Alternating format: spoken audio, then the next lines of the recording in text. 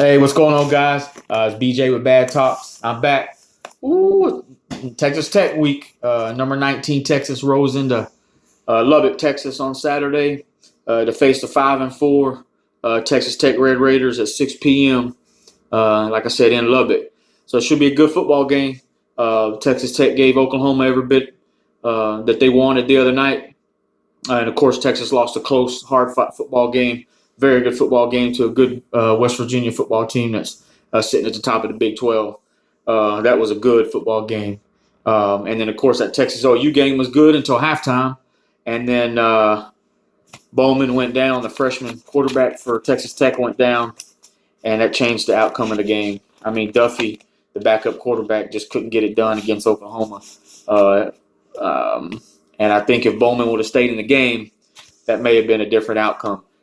Oklahoma may have won the football game, obviously, but they went one-dimensional after Bowman went out, and Oklahoma fans, some of my buddies that I talked to knew it, and they said right away, man, we dodged a bullet on that one. And as I said in my videos before, Oklahoma may be one of the luckiest football teams there is. Not saying they're not good. I'm just saying certain things that happen usually go their way for whatever reason. But that's all right. So yeah, Texas versus Texas Tech, Cliff Kingsbury and that high-powered offense. They're going to bring it. And I'm going to tell you why they're going to bring it, because Texas is rolling in town. Every single week, I don't care if we played Northern Illinois, they would play their best football game because they're playing the University of Texas. I said it before. You can say it's conceited. You can say it's boasting. Our egos are big. Whatever you think it is, it's not the case. The case is everybody brings it for Texas. Look at Oklahoma State. Played their best game against Texas and then go flop against Baylor. You know, Baylor played a really good game against Texas as Texas pulled it out, late in that football game. So Texas Tech's going to bring it. One thing that I will say about that game is I don't care if we're playing at Tech at night. It's not a fun place for those guys to play. They'll tell you that. I didn't know this stat, man, but Texas actually hasn't lost in Lubbock since 2008. I didn't know that since Colt McCoy was there, and Crabtree caught that pass on the sideline and scored with 1 second left in the game. That's the last time Texas has lost there. Didn't realize that. Of course, Texas Tech did beat Texas in Austin last year. I think it was 27-23, something like that. Texas didn't play a very good football game, and Texas Tech did. Texas Tech, Cliff Kingsbury and his staff outcoached Tom Herman and those guys last year, without a doubt, in Austin. So, obviously, Cliff Kingsbury and Texas Tech Red Raiders are going to bring it. I think Texas fans, make some comments. I think you guys know, and this isn't one of those games when season starts we circle on the calendar by any means. We always look at USC this year and Notre Dame a couple years ago, and, of course, Oklahoma. And then once we get past Oklahoma, we'll start looking at other games. But Texas Tech isn't one that we wake up and get scared about by any means. But we do know it's usually a tough place to play. One thing I think is going to Texas' favor is that freshman quarterback, Bowman. He was in the hospital. He went to the hospital during the game, the Oklahoma game. He might have went after, but he went out at halftime during the Oklahoma game. I know he had a punctured lung or something a couple weeks prior or something like that. He may have had some sort of re-injury or setback in that area. And he didn't get discharged, I don't think, from the hospital until Monday or Tuesday. But they said he was back at practice. Don't know what that means. I didn't get on the Red Raider boards and see if he was playing. Maybe I should have. But if Bowman plays, Texas Tech has a chance to win the football game. That freshman can sling it all over the field. And that's one thing Cliff Kingsbury does every single year. One time in the quarterback room, he had, Baker Mayfield, Mahomes. He had those guys in the same quarterback room at one time, at one point. So the coach can absolutely recruit quarterbacks. He knows what he wants for his system. He don't go for the big 4- and 5-star quarterbacks. He can get a 3-star quarterback and sling it all over the field. We all know that. They got a couple of running backs that run hard, and Texas has had a hard time stopping the run here lately. So that'll be something Texas will have to do. We'll get into more of that a little bit later. But right now it looks like Duffy's going to start. And if you saw the Oklahoma game, the second half of the Texas Tech Oklahoma game, you saw Duffy is more of a runner than he is a thrower. So some may say that Texas goes in Texas' favor because it can kind of make them one-dimensional. But Texas hasn't stopped anybody from running the football this year. Yeah, they faced some good backs. West Virginia's got some good running backs. Oklahoma State has maybe the best running back in the conference since Anderson went out for Oklahoma. If not one, he is definitely one of the best. Um, so Texas is going to have to stop the quarterback run. And the last 2 weeks, Oklahoma State finished the game off with a quarterback run. West Virginia and Will Greer scrambled in the end zone for the 2-point conversion to finish Texas off. So Texas has had their struggles on stopping the quarterback run for whatever reason. Gap control, not trusting their eyes, not going all out, whatever it is. So that could come to haunt them on Saturday night. As usual, Texas Tech's got some big wide receivers that can catch the football and get down the field. I really like the Vasher kid. Kid's a slasher, man. He can catch the ball and get upfield, get down the sideline, whatever he needs to do. But Texas is going to absolutely get Texas Tech best on Saturday night. No doubt in my mind. I was talking to my brother the other night when Texas Tech was playing Oklahoma, and I said if Texas Tech beats Oklahoma, that benefits Texas, not just because of the record, but I'm talking, again, played football for a lot of years and coached it, so emotions run high. And if they'd have spent everything on the field against Oklahoma and won that game, I'm not sure they'd have came in as zeroed in against Texas as they will this Saturday. But since they lost that football game, they got a bad taste in their mouth.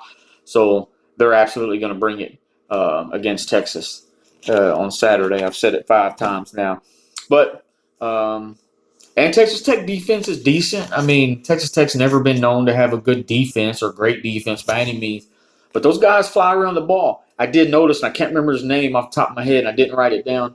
Their freshman linebacker, their leading tackle on their defense, it sounds like he's out this week, which, again, benefits Texas. All that stuff benefits Texas. It does. Now let's talk about Texas a little bit. I think the offense is going to score. We've been scoring on anybody we want. Here the last couple of weeks, been putting up some points. Selma Ellinger's playing lights out, playing just as good as anybody in the conference right now. And I said that last week in the West Virginia game, and of course, a lot of the Mountain Aggies, the West Virginia Mountain Aggies, that I like to call them because they act just like the Texas A&M Aggies. Sam was lucky just throwing the ball in the air, and his great receivers help him out. That's just talk. They just whoever says stuff like that, that's like me saying, "Oh, Murray's only good because he can run with his feet." No, Murray's an outstanding quarterback. Will Greer is a first-round draft pick, absolutely no doubt. And just because he plays for West Virginia and Oklahoma doesn't mean I'm going to say they're bad quarterbacks. But for whatever reason, those Mountain Aggies out there couldn't give Sam credit where credit's due. The guy's a good football player. He's a good quarterback. He's tough, and he fits his team well. And he's playing. He just broke Texas record. He's looking to break the NCAA records on most passes thrown without an interception. He broke the Texas record, Colt McCoy's record, by 90 passes already. Dude hadn't threw a pick since the first week football. Be different if he's missed some playing time. He missed he missed the Baylor game. And who knows, he may have thrown a pick then, but he didn't. And it's not about how many games he's played, it's how many passes he's thrown. The kid's throwing footballs, man, and he's not getting them picked. He's being smart with the ball, not fumbling. Running backs are running hard. Keontae Ingram and Trey Watson, 1-2 punch. I love those guys. Trey Watson can catch out of the backfield, and he can pass block. I really, really like our offense right now. Lord Jordan Humphrey in the slot is a nightmare for teams. He really is. I mean, you're going to line up a safety on this kid, 6'5", 200 plus, or 220. I mean, that's tough. That's tough. And then you got Big Colin Johnson, 6'6", out on the edge. And then Duvernay is super, super fast. He's not a Hollywood Brown fast that Oklahoma has, but he's fast. And Duke can catch deep ball. He's our deep threat, as he's shown against West Virginia. He scored with the 2 minutes left in the game. He's done that a couple times this year already. Sam hit him in stride, and it was a good throw. I think Texas' Achilles heel right now is their defense. Defense can't stop the run. Coach Tom Herman said the other day, you'll bleed out a slow death if you can't stop the run. And as much as Texas Tech throws the football, Texas has to stop the run on Saturday. If they don't, Texas won't win. They just won't win. You got to stop the run. And I don't mean stack 8, 9 in the box, but there's times you're going to have to get out of that 3-man front and put McCullough up and play some defensive in that outside linebacker. And let's run a 4-3 or a 4-2 and just have like a nickel back in there. We can do that, but we're going to have to stop the run. Not just a running back, but we got to trust the eyes and tackle the quarterback. Got to get him on the ground. Duffy's a strong kid, and he's going to give us fits. I mean, running back, quarterbacks always give us fits for whatever reason. So, Todd Orlando, you got your work cut out for you this week. Got to get that defense ready against a tough Texas Tech team. Texas, I brought up Texas Tech's injuries. Texas got some injuries in their own. Bregan Hager, starting defensive end, dislocated his elbow or something last week, but it sounds like he's going to play. He's in pain, and they said they'll just play by ear during the game and see if he could go the whole game, and I hope he can. And then I think Devontae Davis is good to go. They said he's practiced all week. Brandon Jones, starting safety. He's day-to-day with that twist that he rolled his ankle last week in pregame. And then Colin Johnson, big wide receiver, tweaked his knee in practice yesterday or today, and they said he's questionable, but he's going to play the football game, but they just don't know how much. So that's big. I mean, we need Colin Johnson in there. So, yeah, those are injuries. They should be back this week. Most of them should be playing. But, again, Hager's, I don't see him playing the whole football game. Yeah, I could be wrong. Yeah, it's going to be a good football game. I'm sitting at 11 minutes now. I wanted to talk about it. I brought up in the West Virginia game, and I got a lot of comments, or the West Virginia recap, and I got a lot of comments about when I said the horns down. Guys, people do the horns down. It's been a big talk all week, which I think is ridiculous. People have been doing the horns down for a long time. That's what you want to do, fine.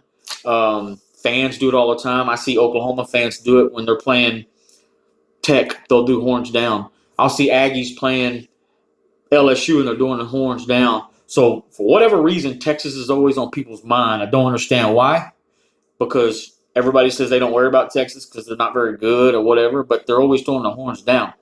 So, I always thought it should be taunting because one time Mike Davis scored a touchdown at Texas Tech. I can't remember what year, 2013 or something like that.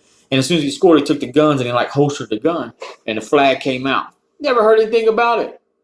Nobody ever talked about it. Last year, during baseball, Clemens hit a home run against Texas A&M in a tournament, and they threw horns down all game. Before the game, throwing horns down.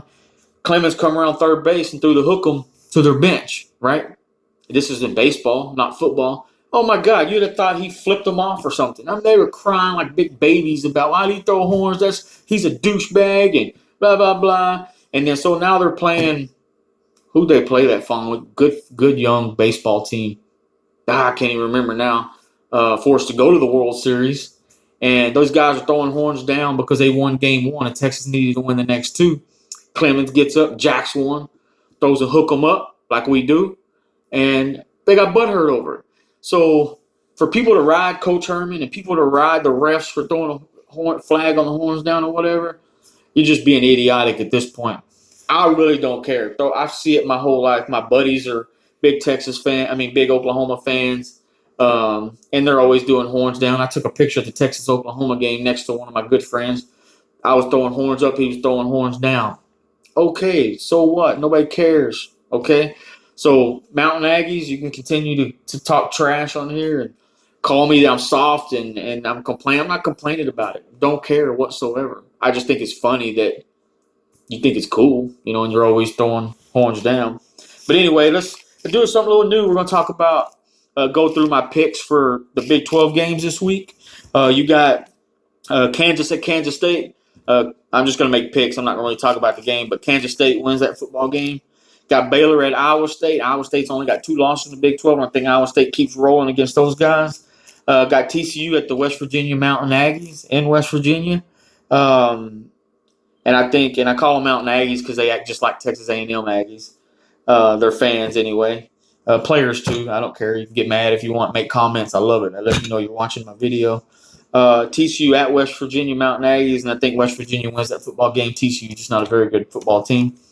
Got Oklahoma State. Got Bedlam. Oklahoma State at Oklahoma in Norman. Oklahoma blows them out by 30 probably. That's not even going to be a football game. And then UT, Texas at Texas Tech. Um, I think Texas wins the football game. I mean, I just don't think Tech has enough firepower to beat Texas if the quarterback's not playing. Texas Tech's a decent football team. They're tough to win there. But I think Texas keeps it rolling, gets back on track, keeps it rolling in Lubbock, and then gets back on track this week to move 7-3 and 5-2 in the Big 12 and stay in third place in contention for if something happens in there, maybe get into the championship game somehow. But if not, I think Texas does win out this year. But all right, guys, that's enough. Me rambling now. I kind of took some jabs at some of the Mountain Aggies, and that's fine because you guys been blowing my uh, YouTube comments up. It's all in good fun. You can take it to heart. You can be thin-skinned, but it's all fun and games, man. I don't disrespect anybody. I'm never gonna call you names that's bad, other than maybe being soft or something like that because you're sensitive. I do want to finish up with it's Veterans Day weekend. I never really talk about it a whole lot, but if you see a veteran, see an older veteran that's wearing the hat, hey, man, go out there and tell them thank you for your service. I do it every time. I don't need Veterans Day to do that, but this is a special weekend for that. Go out and tell these guys thank you. You know, I've been doing it for 18 plus years, active duty in the Army, and every time, and after when I see one of those, I don't expect people to come up to me, but when I see someone, older gentleman, I go tell them thank you for making my life so much easier. Because without those guys, man, we'd never have what we got.